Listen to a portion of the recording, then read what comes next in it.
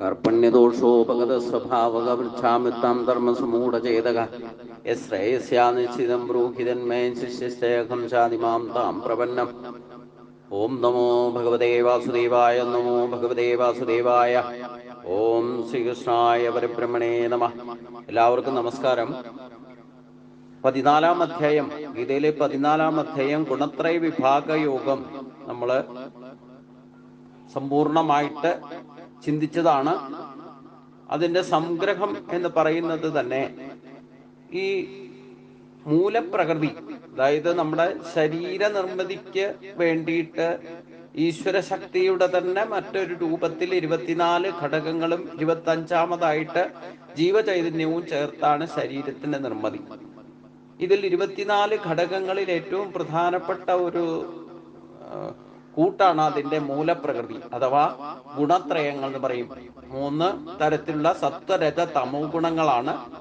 അത് പ്രകൃതിയിൽ എല്ലാ സ്ഥാവര ജംഗമ വസ്തുക്കളാലുമാണ് ക്ഷേത്രം ശരീരം നിർമ്മിച്ചിരിക്കുന്നത് എങ്കിൽ എല്ലാ ജീവജാലങ്ങളുടെയും സ്ഥാവര ജംഗമങ്ങളായിട്ടുള്ള എന്തൊക്കെ സൃഷ്ടിയിൽപ്പെട്ടിട്ടുണ്ടോ അതെല്ലാം ഈ 24 1 25 ഘടകങ്ങളാലാണ് നിലനിൽക്കുന്നത്. ഇതിൽ മൂലപ്രകൃതിയാണ് ആ സ്വഭാവ രൂപീകരണത്തിന്, അല്ലെങ്കിൽ നമ്മുടെ സ്വഭാവം ക്യാരക്ടർ മേക്കിങ്ങിൽ, കൾച്ചർ ഡെവലപ്മെന്റിന് മൂലപ്രകൃതി അഥവാ മായയായിട്ട് പ്രകൃതിയുടെ ഏറ്റവും വലിയ ഒരു വകഭേദമാണ് ഈ മായ എന്ന് പറയുന്നത്. ആ മായ 3 ഗുണങ്ങളാൽ സമ്പന്നമാണ്, സത്വരജ തമോ ഗുണങ്ങൾ. അതില് സത്വഗുണം ഏറ്റവും കുറവും, രജോ ഗുണം അതിൻ്റെ ഇരട്ടിയും, 15 ഇരട്ടി, അതായത് 5 ഇരട്ടി ഭാവത്തിലാണ്. സത്വഗുണം എത്രയാണോ പ്രകൃതിയുടെ നിലനിൽപ്പിന് ആധാരമായിട്ട് നിൽക്കുന്ന അറിവും അതിൻ്റെ ശക്തിയും അതിൻ്റെ സുഖവും അതിൻ്റെ നിർമ്മലത്വവും അതിൻ്റെ വിനയത്വവും എല്ലാം സത്വഗുണത്തിൽ വളരെ ക്വാണ്ടിറ്റി കുറവാണെങ്കിൽ അതിൻ്റെ 5 ഇരട്ടി ഭാവത്തിലാണ് തമോ ഗുണം നിലനിൽക്കുന്നത്. അതും ഒരു ദിവസത്തിൽ തന്നെ 24 മണിക്കൂർ, അതാ 60 നാഴികയിൽ തന്നെ അതിൻ്റെ കേവലം 1/3 ഭാഗം തന്നെ ഇല്ല സത്വഗുണം എന്ന് പറയുന്നത്. അപ്പോൾ ഏറ്റവും ക്വാളിറ്റിയും ക്വാണ്ടിറ്റിയും പ്രകടമാകുന്നത്, കുറവ് ഭാവത്തിൽ പ്രകടമാകുന്നത് സത്വഗുണമാണ്. എന്നാൽ അത് ആർജിച്ചാൽ അതാണ് ഈശ്വരശക്തി, അതിലാണ് നിലനിൽക്കുന്നത്. ഈശ്വരനെ പറ്റിയുള്ള അറിവ് പോലും ഈ സത്വഗുണത്താൽ സമ്പന്നമാണ്. സാധാരണ ജീവിതത്തിൽ രജോ ഗുണവും തമോ ഗുണവുമാണ് നമ്മൾ സാധാരണ ഭൗതിക ജീവിതത്തിന് ഉപയോഗിക്കുന്നത് മുഴുവൻ. അതിലാണ് പ്രപഞ്ചം തന്നെ നിലനിൽക്കുന്നത്. സൂര്യചന്ദ്രാദി നക്ഷത്രഗോളങ്ങളോ ആയിക്കോട്ടെ, പ്രപഞ്ചത്തിലുള്ള 84 ലക്ഷം തരം ജീവജാലങ്ങളും മനുഷ്യരടക്കം, വിശേഷബുദ്ധിയുള്ള മനുഷ്യരടക്കം സാധാരണ ജീവിതം നയിക്കുന്നതിന് രജോ ഗുണവും തമോ ഗുണം മതി. സത്വഗുണത്തിന്റെ പ്രഭാവം കൊണ്ടാണ് ഈ രജോ ഗുണത്താലും തമോ ഗുണത്താലും നമ്മൾ നേടുന്ന സമ്പത്തോ ഇല്ലെങ്കിൽ അതിൽ നിന്നുള്ള മാനസികമായിട്ടോ ശാരീരികമായിട്ടോ സുഖങ്ങൾ അനുഭവിക്കുന്നുണ്ടെങ്കിൽ ഏതെങ്കിലും ഒരു സമയത്ത് നിർമ്മലത്വവും വിനയത്വവും അറിവും ഭൗതികമോ ഇല്ലെങ്കിൽ ആത്മീയവുമായ അറിവ്, നമുക്ക് ഏതെങ്കിലും തരത്തിലുള്ള അറിവ് നേടിയിട്ട് അതിൽ നിന്ന് സുഖം അനുഭവിക്കുന്നുണ്ടെങ്കിലും ഒക്കെ ശാന്തിയും സമാധാനവും ഏതെങ്കിലും എപ്പോഴെങ്കിലും ഒരു ഘട്ടത്തിൽ അനുഭവിക്കാൻ ഇട വന്നിട്ടുണ്ടെങ്കിൽ അതൊക്കെ സത്വഗുണത്തിന്റെ പ്രഭാവം കൊണ്ടാണെന്ന് ആത്യന്തികമായിട്ട് അറിയുക. അതിൻ്റെ ക്വാണ്ടിറ്റിയും ക്വാളിറ്റിയും കുറവായതുകൊണ്ടും അതിൻ്റെ വ്യാപരത്വം കുറവായതുകൊണ്ടുമാണ് അത് ഇടയ്ക്കിടയ്ക്ക് മാത്രം കുറേശ്ശെ മാത്രം അനുഭവിക്കാൻ സാധിക്കുന്നു എന്നാണ്. അപ്പൊ സത്വഗുണത്താൽ സുഖം അനുഭവിക്കുന്നുണ്ടെങ്കിൽ അതിക്രമിച്ചു നിൽക്കുന്ന രജോ ഗുണത്തെയും തമോ ഗുണത്തിന്റെ പരിണിത ഫലങ്ങളാണ് നമ്മൾ താപത്രയങ്ങളിലും ബന്ധനത്രയങ്ങളിലും പെട്ട് പ്രാരാബ്ധങ്ങളിൽ മുങ്ങിപ്പൊങ്ങി വീണ്ടും വീണ്ടും ജനിക്കാനിട വരുന്നത്. അപ്പൊ ആത്യന്തികമായിട്ട് നമുക്ക് അറിവ് നേടണമെങ്കിൽ അത് സത്വഗുണത്തിൽ നിന്ന് യഥാർത്ഥ ജ്ഞാനവും ഈശ്വരീയ ജ്ഞാനവും അതിൽ ഭൗതികതയും ഇല്ലെങ്കിൽ ആത്മീയവുമായിട്ടുള്ള ഈശ്വരീയ ജ്ഞാനത്തിന് ആധാരമായിട്ടുള്ള യഥാർത്ഥ അറിവ് സത്വഗുണത്തിലാണ് നിലനിൽക്കുന്നത്. രജോ ഗുണത്തിൽ ആഗ്രഹങ്ങളും മോഹങ്ങളും കണ്ടതിൻ്റെയും കേട്ടതിൻ്റെയും പിന്നാതെ നിയന്ത്രണമില്ലാതെ, ഇന്ദ്രിയ നിയന്ത്രണമോ ശാരീരിക നിയന്ത്രണമോ ഇല്ലാതെ പ്രവർത്തിക്കാനിട വരുന്നതും ഒക്കെ രജോ ഗുണത്തിന്റെ പ്രഭാവം കൊണ്ടാണ്. ഏത് തരത്തിൽ എങ്ങനെയൊക്കെ അധ്വാനിച്ചാലും വേണ്ടില്ല, ഏതെങ്കിലും ഘട്ടത്തിൽ നമുക്ക് വിശ്രമിക്കണമെങ്കിൽ തമോ ഗുണത്തിന്റെ പ്രഭാവവും നമ്മൾ അനുഭവിക്കണം. അപ്പൊ 3 ഗുണം ഉപയോഗിക്കാതെ ഒരിക്കലും ഒരു പ്രപഞ്ചത്തിലെ ഒരു സൃഷ്ടിക്ക് നിലനിൽക്കാൻ സാധ്യമല്ല. അത് സൂര്യചന്ദ്രാദി നക്ഷത്രഗോളങ്ങളോ വൃക്ഷലതാദികളോ മറ്റ് ജീവജാലങ്ങളോ എന്തും ആയിക്കോട്ടെ, അതില്ലാതെ ഒരു മണൽത്തരി പോലും നിലനിൽക്കില്ല.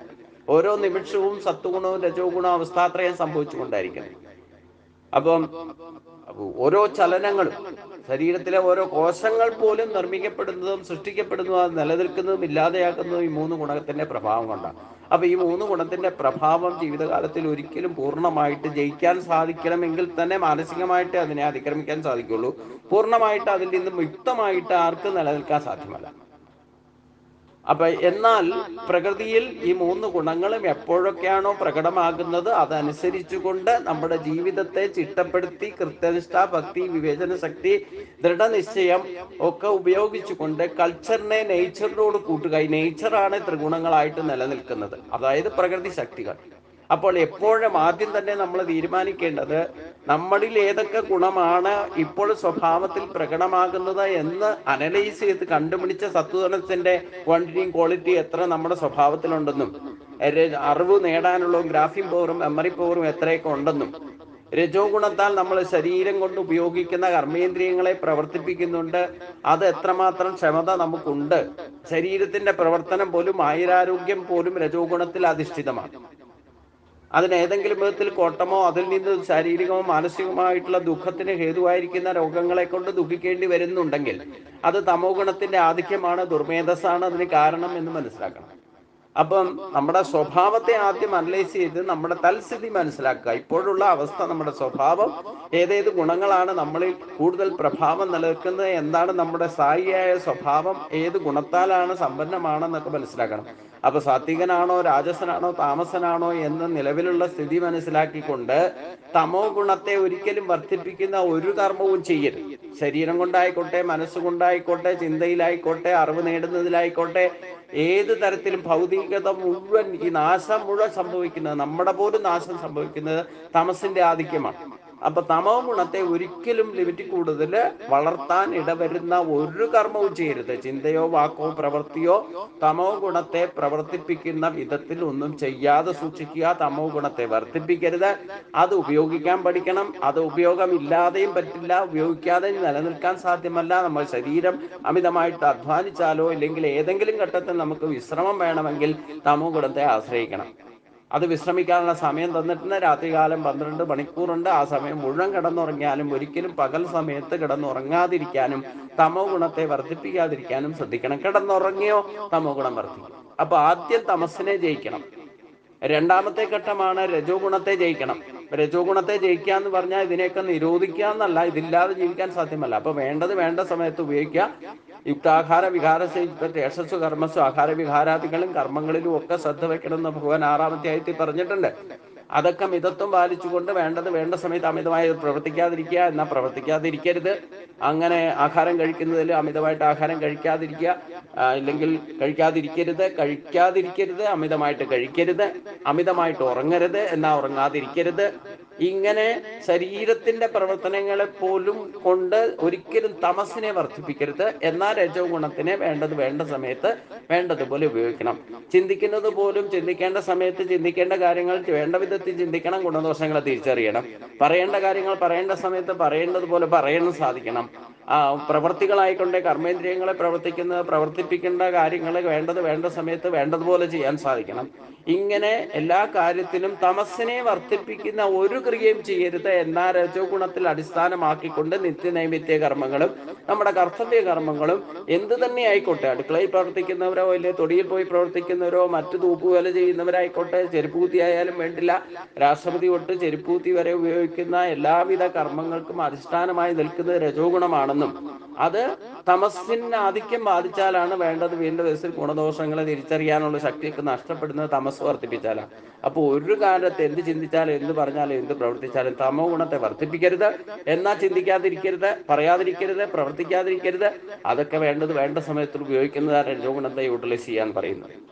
സത്വഗുണത്തെ വർദ്ധിപ്പിച്ചാൽ, അപ്പോൾ രജോ ഗുണവും തമോ ഗുണവും അതിലെ ലിമിറ്റേഷൻസ് വെച്ചുകൊണ്ട് അതിന്റെ ഗുണദോഷങ്ങളെ തിരിച്ചറിഞ്ഞുകൊണ്ട് അത് വേണ്ട സമയത്ത് ഉപയോഗിക്കാൻ പഠിച്ചുകൊണ്ട് മനുഷ്യത്തെ നിർത്താനും അനായാസനം ജീവിക്കാനും ദുഃഖങ്ങളില്ലാതായിട്ട് ബന്ധനങ്ങളില്ലാതെ നമുക്ക് അമിതമായിട്ട് ശരീരത്തിനോ ഇല്ലെങ്കിൽ മാനസികമായിട്ടോ യാതൊരുവിധ ബന്ധങ്ങളോ രോഗങ്ങളോ ഇല്ലാതെ അനായാസനം സ്വയം ബുദ്ധിമുട്ടാതെ മറ്റൊരാളെ ബുദ്ധിമുട്ടിക്കാതെ ജീവിക്കാൻ സാധിക്കും ഈ രജോ ഗുണവും തമോ ഗുണം വേണ്ട ബുദ്ധി ഉപയോഗിക്കാൻ. പക്ഷെ അത് വേണ്ട ബുദ്ധി ഉപയോഗിക്കണമെങ്കിൽ യഥാർത്ഥ അറിവ് നേടണം. അറിവ് നേടണമെങ്കിൽ സത്വഗുണം വർദ്ധിക്കണം. ആ സത്വഗുണം വർദ്ധിപ്പിക്കണമെങ്കിലോ അതിനുള്ള കർമ്മങ്ങൾ ശ്രദ്ധിച്ച് ചെയ്യണം. ആദ്യത്തെ പ്രക്രിയ തന്നെയാണ് ഞാൻ ഇതിനു മുമ്പും പല പ്രാവശ്യം വിശദീകരിക്കും പറഞ്ഞിട്ടുണ്ട്. 24 മണിക്കൂറിൽ 3 മണിക്കൂറാണ് സത്വഗുണം, 6 മണിക്കൂർ രജോ ഗുണം, 15 മണിക്കൂർ തമോ ഗുണം. അപ്പൊ തമോ ഗുണത്തെ ഒരിക്കലും വർദ്ധിപ്പിക്കരുത്. രജോ ഗുണത്തെ ഉപയോഗിച്ചുകൊണ്ട് കർമ്മകുശലതയോടുകൂടി ചെയ്യേണ്ട കാര്യങ്ങൾ ചെയ്യേണ്ട സമയത്ത് ചെയ്യണം എന്ന് പറഞ്ഞു. ഇതൊക്കെ സാധിക്കണമെങ്കിൽ ഗുണദോഷങ്ങളെ തിരിച്ചറിയണമെങ്കിൽ പോലും സത്വഗുണം വർദ്ധിപ്പിക്കുന്നുള്ള അറിവ് നേടണം. ആ അറിവ് നേടാൻ വേണ്ടിയിട്ടായിരിക്കണം ഭക്തി. അല്ലാതെ ഭൗതിക നേട്ടങ്ങൾക്കോ ഇല്ലെങ്കിൽ അതുകൊണ്ട് സുഖം അനുഭവിക്കാൻ, ശാശ്വതമായ സുഖം അനുഭവിക്കാമെന്ന് വിചാരിച്ചാൽ ഒന്നും നടക്കില്ല. സുഖം അനുഭവിക്കുന്ന സത്വഗുണത്തിൽ നിന്നാണെങ്കിലും സത്വഗുണത്തിൽ നിന്ന് അറിവ് നേടാതെ, യഥാർത്ഥ ഈശ്വരീയമായ അറിവ് നേടാതെ ഭൗതിക സുഖം പോലും നമുക്ക് അനുഭവിക്കാൻ സാധിക്കില്ല. അതുകൊണ്ടാണ് ഭഗവാൻ പറഞ്ഞത് സത്വഗുണത്തെ വർദ്ധിപ്പിക്കുന്ന കർമ്മങ്ങൾ ചെയ്യണം. അതിനാണ് സത്വഗുണത്തെ വർദ്ധിപ്പിക്കുന്നതിനാണ് ഭക്തി. അപ്പൊ ആ ഭക്തിഭാവം നമുക്ക് ഒരു കാര്യം ചിന്തിച്ചാൽ തിരിച്ചറിയാം. നമ്മൾ നിരന്തരമായിട്ട് ഏത് കർമ്മത്തിലോ എന്തിലാണോ ഇടപെടുന്നത് അത് നമ്മുടെ നിരന്തര ചിന്തയായിട്ട് മാറും. നിങ്ങൾ ദിവസവും സീരിയൽ കണ്ട് പഠിച്ചാൽ ആ സീരിയലിന്റെ സംസ്കാരം ആ സമയമാകുമ്പോൾ തന്നെ നമ്മൾ അങ്ങോട്ട് പോയിട്ട് TV ഓൺ ചെയ്ത് അതിന്റെ മുമ്പിലിരിക്കും. അപ്പൊ ഈ സംസ്കാരം നമുക്ക് ഉണ്ട്, ശ്രദ്ധിക്കാനുള്ള കഴിവുണ്ട്. അത് വേണ്ട വിധത്തിൽ യൂട്ടിലൈസ് ചെയ്താൽ, ഈശ്വര കാര്യങ്ങളെ ശ്രദ്ധ വെച്ചാൽ ഈശ്വര കാര്യങ്ങളിൽ ശ്രദ്ധ ഉണ്ടാവും. അത് കൃത്യമായിട്ട് ചെയ്യും. അപ്പം ഏറ്റവും സത്വഗുണത്തെ വർദ്ധിപ്പിക്കുക എന്നുള്ള ലക്ഷ്യത്തിലായിരിക്കും തമസിനെയും രജസിനെയും ഉപയോഗിക്കുന്നത്. സത്വഗുണം വർദ്ധിച്ചാലേ നമുക്ക് യഥാർത്ഥത്തിൽ ജന്മസിദ്ധമായിട്ടുള്ള നമ്മുടെ തന്നെ ഉള്ളിലുള്ള അറിവ്, ആത്മസ്വരൂപമായിരിക്കുന്ന ഗുരുവായൂരപ്പൻ തന്നെ നമ്മുടെ അറിവിന്റെ അധിപതി നമ്മുടെ ഉള്ളിൽ തന്നെ ഇരിക്കണം. അതിന് പുറത്തുനിന്ന് നേടേണ്ട ആവശ്യമൊന്നുമില്ല. അപ്പൊ നമ്മുടെ ഈ കൾച്ചർ അഥവാ സ്വഭാവം ഒന്ന് ചിട്ടപ്പെടുത്തിയാൽ മതി. നമുക്ക് തന്നെ ഇത് ആർജിക്കാൻ സാധിക്കും, എടുത്തുപയോഗിക്കാൻ സാധിക്കും. നമ്മുടെ കയ്യിലുള്ളതാണ്, പുറത്തുനിന്ന് നേടേണ്ടതല്ല. അപ്പൊ സത്വഗുണം വർദ്ധിച്ചാൽ നമുക്ക് അതിനുള്ള യോഗ്യതയുണ്ട്. നമ്മളത് ഈ മായയുടെ മറവ് നീക്കിയാൽ അതിന് വേണ്ടതല്ല അതിൽ തന്നെയുണ്ട്. നമ്മുടെ ജീവാത്മാവാകുന്ന പരമാത്മാ ശക്തിയിൽ തന്നെ, ഗുരുവായൂരപ്പന്റെ പരാശക്തിയാകുന്ന ജീവനിൽ തന്നെ ഈ പറയുന്ന അറിവൊക്കെ ഉണ്ട്. പക്ഷെ ഈ കവചം ഭേദിക്കണം. അതിനാദ്യം ചെയ്യേണ്ടത് എന്താ? 24 മണിക്കൂറിൽ 3 മണിക്കൂർ സത്വഗുണം എന്ന് പറയുന്നത് സൂര്യോദയത്തിന് മുമ്പ് 3 മണിക്കൂറാണ്. അറ്റ്ലീസ്റ്റ് തുടക്കം എന്നുള്ള നിലയ്ക്ക് സൂര്യോദയത്തിന് മുമ്പ് എഴുന്നേറ്റ് പഠിക്കുക. ഇതൊരു സംസ്കാരമായിട്ട് വരും. വല്ലപ്പോഴും ഒരിക്കലും ഇത് പറയണ കേട്ടിട്ട് ഇന്ന് കേട്ടിട്ട് നാളെ മുതൽ ഞാൻ നേരത്തെ എഴുന്നേൽക്കുന്ന തീരുമാനിച്ച് തുടങ്ങിയിട്ടൊന്നും കാര്യമില്ല. ആരംഭ സൂരത്ത് നമുക്ക് എല്ലാവർക്കും കുറച്ച് ബഹുകേമാണ്. അപ്പൊ അതുകൊണ്ട് ഈ ആരംഭസൂരത്തും കൊണ്ടൊന്നും കാര്യമില്ല, വല്ലപ്പോഴും ഒക്കെ ചെയ്തുകൊണ്ടും കാര്യമില്ല. നിത്യയുക്തമായിട്ട് സൂര്യോദയത്തിന് മുമ്പ് എഴുന്നേക്കും എന്ന് നിശ്ചയിക്കുക. അതിന് തുടക്കത്തിൽ ചിലപ്പോൾ അലാറോ അല്ലെങ്കിൽ മറ്റാരെങ്കിലും വിളിച്ചേൽപ്പിക്കുകയൊക്കെ വേണ്ടി വരും.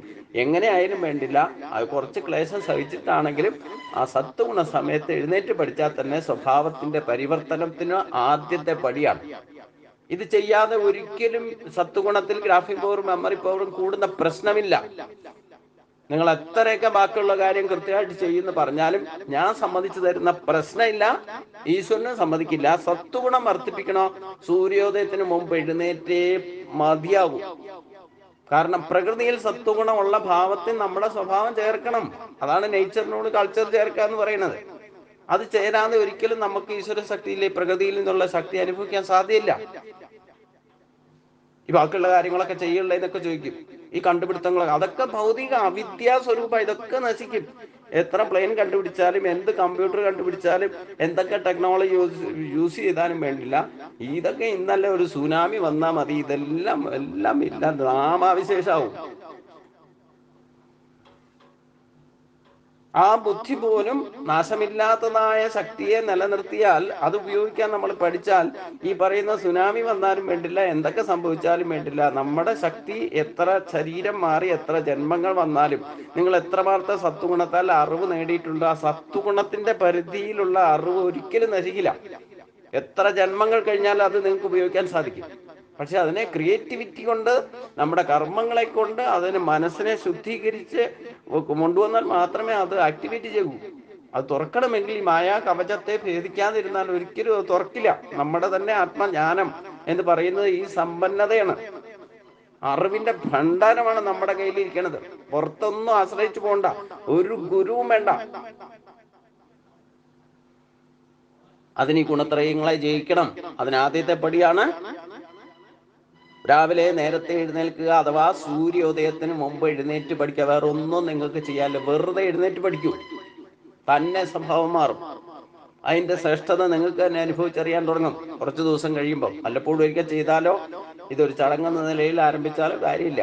ആരംഭശൂരത്വം കാണിച്ചിട്ട് ഒരു കാര്യമില്ല. ഞാൻ ഇത്ര കൃത്യമായിട്ട് പറയുന്നത് അനുഭവിച്ചറിഞ്ഞിട്ട് 18 വർഷമായിട്ട് അതിന് മുമ്പ് തന്നെ ഈ ശീലമുണ്ട് നേരത്തെ എഴുന്നേൽക്കുക എന്നുള്ളത്. അതുകൊണ്ട് എൻ്റെ സ്വഭാവത്തിൽ സാത്വിക ഭാവം വർദ്ധിച്ച് ഇതൊക്കെ ഗീതയിൽ തന്നെ പറയുന്ന കാര്യങ്ങളെ കുറച്ചുകൂടെ പ്രാക്ടിക്കൽ തലത്തിൽ ചിന്തിച്ച് നിങ്ങൾക്ക് പറഞ്ഞു തരാൻ സാധിക്കുന്നത്. അത് അനുഭവിച്ചറിഞ്ഞിട്ട് എന്നിലുണ്ടായ മാറ്റം വെച്ചുകൊണ്ടേ പറയാം. അവനവൻ ചെയ്യാനുള്ളത് ചെയ്യാതെ എനിക്ക് മോക്ഷം വേണമെന്ന് പറഞ്ഞാലൊന്നും നടക്കില്ല. നമ്മുടെ ജീവിതത്തിൽ 4 മാർഗങ്ങളും പരമമായ പുരുഷാർത്ഥങ്ങളെ ഉപയോഗിച്ചുകൊണ്ട് മോക്ഷത്തിലേക്ക് എത്താൻ സാധിക്കും. പക്ഷേ രജോ ഗുണത്തെയും തമോ ഗുണത്തെയും മാത്രം ആശ്രയിച്ചുകൊണ്ട് പുരുഷാർത്ഥങ്ങൾ നേടാന്ന് വെച്ച് കഴിഞ്ഞാൽ നേടാനൊക്കെ സാധിച്ചു. അത് ശ്രദ്ധയോടെ തന്നെ ചെയ്താൽ മനുഷ്യന്റെ വിശേഷത കൊണ്ട് ഇതൊക്കെ സാധിക്കും. പക്ഷെ സാധിച്ചാലും ഈ താപത്രയങ്ങളും ബന്ധനത്രയങ്ങളും ഒഴിവാകുന്ന പ്രശ്നമില്ല. ആ ബന്ധനം ഏതാണോ, ഏതൊക്കെ തരത്തിലാണോ ആ ബന്ധനത്തോടു കൂടി ആ മരിക്കുന്നത്, വീണ്ടും അതേ ബന്ധനത്തിൽ തിരിച്ചു വരേണ്ടി വരും. അപ്പോൾ ആദ്യം പ്രധാനപ്പെട്ട അറിവ് നേടുക, നമ്മുടെ സ്വഭാവത്തെ ശുദ്ധീകരിക്കുക എന്നുള്ളതാണ്. അത് പ്രകൃതിയുടെ സ്വഭാവത്തോട് ആദ്യം ചേർക്കുക. എന്നിട്ട് ഒരു ഘട്ടത്തിൽ സത്വഗുണത്തെ കൂടെ ജയിക്കണം. അപ്പോഴേ യഥാർത്ഥ ബ്രഹ്മജ്ഞാനം കിട്ടുകയുള്ളൂ. നിങ്ങൾ ഏതേത് ഗുണത്തിലാണോ പൂർവജന്മാർജിതമായിട്ട് ശ്രേഷ്ഠത നേടിയിട്ടുള്ള അതേ ഗുണത്തിന്റെ പ്രഭാവത്തെ കൂട്ടിക്കൊണ്ടാണ് ഈ ജന്മത്തിൽ ജനിച്ചിരിക്കുന്നത്. അത് മനസ്സിലാക്കുള്ളൂ. അപ്പൊ ഈ ജന്മത്തിൽ എന്തിനാണോ അന്ത്യകാലം വരെ നമ്മൾ പ്രബലത കൂട്ടുന്നത്, അതനുസരിച്ചായിരിക്കും അനന്തരഗതിയും പോവുക. അപ്പൊ സത്വഗുണത്തെ വർദ്ധിപ്പിച്ചിട്ടാണ് ഈ ജന്മത്തിൽ ശരീരം ത്യജിക്കുന്നതെങ്കിൽ ആ സത്വഗുണത്തിന്റെ പ്രഭാവത്തോടു കൂടി അതുപോലുള്ള ശ്രേഷ്ഠമായ കുലത്തിലോ അതുപോലെ അറിവുള്ളവരുടെ ഇടയിലോ വന്ന് ജനിക്കും. യാതൊരു സംശയവും വേണ്ട. ഇനി രജോ ഗുണത്തെ വർദ്ധിപ്പിച്ചുകൊണ്ടാണ് ആ മനുഷ്യഗണത്തിൽപ്പെട്ട് കണ്ടതിൻ്റെയും കേട്ടതിൻ്റെയും പിന്നാലെ പരക്കം പാഞ്ഞ് ദുഃഖങ്ങളിൽ രമിച്ച് അതിൽ നിന്ന് നേടുന്ന സുഖങ്ങളൊക്കെ അനുഭവിച്ച് ഭൗതികമായ നേട്ടങ്ങൾ ഇനിയും തീർന്നിട്ടില്ല, അതൊക്കെ ചിന്തിച്ചുകൊണ്ട് രജോ ഗുണത്തിൽ പ്രബലത നേടി അത് വെച്ചുകൊണ്ടാണ് ശരീരം ത്യജിക്കുന്നതെങ്കിൽ അതേപോലെയുള്ള ജന്മം അതൊക്കെ നേടുന്നതിന് വേണ്ടിയിട്ട്, ആഗ്രഹങ്ങൾ സാധിക്കുന്നതിന് വേണ്ടിയിട്ട് അതേപോലെയുള്ള ശരീരം ലഭിക്കും. ഇതൊക്കെ സംശയമില്ലാത്ത കാര്യമാണ്. ഇനി തമോ ഗുണം വർദ്ധിപ്പിച്ചുകൊണ്ട് ലഹരി പദാർത്ഥങ്ങളിൽ മുങ്ങിപ്പൊങ്ങി സമയത്ത് ഒരു കാര്യവും ചെയ്യില്ല, അലസനായിട്ടും അജ്ഞതയുടെ മറവിലും തോന്നിവാസം ജീവിച്ചാൽ അതേ തമോ ഗുണത്തിന്റെ ആധിക്യത്താൽ പ്രബലത നേടിയിട്ട് ശരീരം ത്യജിച്ചാൽ അതേപോലെ അസുരി ജന്മത്തിലോ പക്ഷിമൃഗാദികളുടെ മൂഢയോനികളുടെ ജന്മത്തിലേക്കോ തിരിച്ചു പോകും. ഇതൊക്കെ ഭഗവാൻ കൃത്യമായിട്ട് പറഞ്ഞിട്ടുണ്ട്. അപ്പം അതിന്റെ പെർസെൻറ്റേജ് ഞാൻ പറഞ്ഞിട്ടുണ്ട്. രജോ ഗുണം വർദ്ധിച്ചാൽ രാജസനായിട്ട് മാറും, തമോ ഗുണം വർദ്ധിച്ചാൽ മറ്റു 3 ഗുണങ്ങളിൽ നിന്ന് ആരും മുക്തനല്ല. ഇതൊക്കെ ഗുണാതീതനായാലും നമ്മുടെ ശരീരത്തിൽ ഈ ഗുണങ്ങളുടെ സ്വഭാവത്തിൽ ഈ 3 ഗുണങ്ങളുടെ പ്രഭാവത്താലേ നിലനിൽക്കാൻ, ഒരു നിമിഷം പോലും ജീവിക്കണമെങ്കിൽ ഈ 3 ഗുണങ്ങളുടെ പ്രഭാവം ഇല്ലാതെ നിലനിൽക്കാൻ സാധ്യമല്ല. നിലനിൽപ്പ് ഇതിനെ ആധാരമാക്കിക്കൊണ്ടാണ്. അപ്പൊ അതുകൊണ്ട് അത് വേണ്ട സമയത്ത് വേണ്ടതുപോലെ ഉപയോഗിക്കാൻ പഠിക്കുക എന്നുള്ളതാണ് ഏക കരണീയമായിട്ട് നമുക്കുള്ളത്. അതുകൊണ്ട് സത്വഗുണം വർദ്ധിച്ചാൽ യഥാർത്ഥ ജ്ഞാനം ലഭിക്കും. ആ ജ്ഞാനം ഭൗതികമായിക്കോട്ടെ ആധ്യാത്മികമായിക്കോട്ടെ അത് വേണ്ട വിധത്തിൽ ഗ്രാഫിക് പവറോടുകൂടി മെമ്മറി പവറിലേക്കൊക്കെ എത്തിച്ച് വേണ്ടവണ്ണം അതിനെ യൂട്ടിലൈസ് ചെയ്യണമെങ്കിൽ സത്വഗുണം പ്രഭാവമില്ലാതെ ഭൗതിക കാര്യങ്ങളിൽ പോലും ബുദ്ധി ശ്രേഷ്ഠത നമുക്ക് കൈവരുത്താൻ സാധിക്കില്ല. അപ്പൊ അതുകൊണ്ട് സത്വഗുണത്തിൽ പ്രബലത നേടുന്നതിന് വേണ്ടിയിട്ടുള്ള കർമ്മങ്ങൾ എന്തൊക്കെയാണെന്ന് കണ്ടെത്തി അത് കൃത്യമായിട്ട് ചെയ്യണം. അതിലാദ്യത്തെ പടിയാണ് സത്വഗുണ സമയത്ത് പ്രകൃതിയിലുള്ള കൂടുതൽ പ്രഭാവമുള്ള സമയത്ത് എഴുന്നേൽക്കുക. അത് എഴുന്നേൽക്കാൻ സമ്മതിക്കാതെ നമ്മളിൽ തമോ ഗുണമായിരിക്കും രാവിലത്തെ സമയം പ്രബലത കൂടുതൽ. അപ്പൊ അതിനെ ജയിക്കാനുള്ള വസ്തു ഈശ്വരൻ നൽകിയിട്ടുണ്ട്. അത് ജലമാണ്. ആ ജലം, തണുത്ത ജലം കുടിക്കുകയോ കൈകാലുകൾ കഴുകുകയോ ഇല്ലേ തലയിൽ ഒരു കുടം വെള്ളം തലവഴി ഒഴിക്കുകയോ ചെയ്താൽ തന്നെ സത്വഗുണത്തിന്റെ പ്രഭാവത്തെ നമുക്ക് തിരിച്ചു കൊണ്ടുവരാൻ സാധിക്കും, തമോ ഗുണത്തെ ജയിക്കാൻ സാധിക്കും. അപ്പൊ രജോ ഗുണത്തിനും തടസ്സം നിൽക്കുന്നത്, നമ്മൾക്ക് ചെയ്യേണ്ട കാര്യങ്ങൾ ചെയ്യേണ്ട സമയത്ത് ചെയ്യാൻ സാധിക്കാതെ തടസ്സമുണ്ടാക്കി അലസതയും അജ്ഞതയും കാരണമാണ് അതിന് കാരണമെങ്കിൽ അവിടെയും തമസ്സാണ് രജോ ഗുണത്തെ വർദ്ധിപ്പിക്കാനും കർമ്മയോഗത്തെ യഥാവിധി അനുഷ്ഠിക്കാൻ പറ്റാതെ തടസ്സം നിൽക്കുന്നതും. അതിന് കാരണം തമോ ഗുണം. അപ്പൊ ഈ സത്വഗുണത്തെയും രജോ ഗുണത്തെയും പോലും വേണ്ടവണ്ണം ഉപയോഗിക്കാൻ നമുക്ക് സാധിക്കാത്ത വിധത്തിൽ നമ്മളെ പ്രബലത നേടിയിട്ട് എപ്പോഴും ആക്രമിക്കുന്ന ഒരു സംഗതിയാണ് അസുരീഭാവം അഥവാ തമസ്. അതുകൊണ്ട് തമസിനെ ഒരിക്കലും വർദ്ധിപ്പിക്കരുത്. അതിന് ചിന്തയിലോ വാക്കിലോ പ്രവൃത്തിയിലോ തമസ് കയറി വരാതിരിക്കാൻ പ്രത്യേകം ശ്രദ്ധിക്കണം. തമസ് വന്നോ, അതിൽ നിന്ന് നമുക്ക് രജോ ഗുണത്തെയോ സത്വഗുണത്തെയോ വേണ്ട വിധത്തിൽ ഉപയോഗിക്കാൻ സാധിക്കില്ല എന്ന് മനസ്സിലാക്കുക. അപ്പൊ അതുകൊണ്ട് നിവൃത്തിയുള്ളിടത്തോളം പകല് കിടന്നുറങ്ങാതിരിക്കാൻ ശ്രദ്ധിക്കുക. തമസ് വർദ്ധിക്കും. കിടന്നുറങ്ങിയാൽ രാത്രി ഉറങ്ങാൻ സമയം കിട്ടിയിട്ടുണ്ട്, ആ സമയത്ത് കിടന്നുറങ്ങിക്കോളൂ. അത് സാധാരണഗതിയിൽ 8 മണിക്കൂർ വരെ കിടന്നുറങ്ങിയാൽ തന്നെ ധാരാളമാണ്. ഒരു യോഗാവസ്ഥയിലെ അഷ്ടാംഗ യോഗം നിത്യമായിട്ട് പ്രാക്ടീസ് ചെയ്യുന്നവർക്ക് കേവലം 24 മണിക്കൂറിൽ 3 മണിക്കൂർ റെസ്റ്റ് എടുത്താൽ മതി. റെസ്റ്റാണ്, വിശ്രമമാണ്. അല്ലാതെ സുഷുപ്തിയിൽ ഇല്ലെങ്കിൽ ബോധം കെട്ട് കിടന്നുറങ്ങുകയല്ല ചെയ്യുക. യോഗികൾക്ക് 3 മണിക്കൂർ ഉറങ്ങിയാൽ മതി. അവര് ഒരു നേരം ഭക്ഷണം കഴിച്ചുകൊണ്ട് തന്നെ 21 മണിക്കൂർ അവർക്ക് പ്രവർത്തനക്ഷമതയുണ്ടാകും. ഇതും അനുഭവത്തിൽ നിന്ന് പ്രാക്ടിക്കലി പ്രായോഗിക തലത്തിൽ എത്തിച്ച് അനുഭവിച്ചറിഞ്ഞിട്ടാ പറയുന്നത്. അപ്പൊ നമുക്ക് സാധിക്കും ഒരു നേരം പകുതി വേറെ ഭക്ഷണം കഴിച്ചുകൊണ്ട് തന്നെ 21 മണിക്കൂറും കർമ്മകുശലതയോടെ പ്രവർത്തിക്കാൻ സാധിക്കും, സംശയമില്ല. കാരണം അത് ചെയ്ത് പ്രൂഫ് ചെയ്തിട്ടാ പറയുന്നത്, തെളിവ് സഹിതം.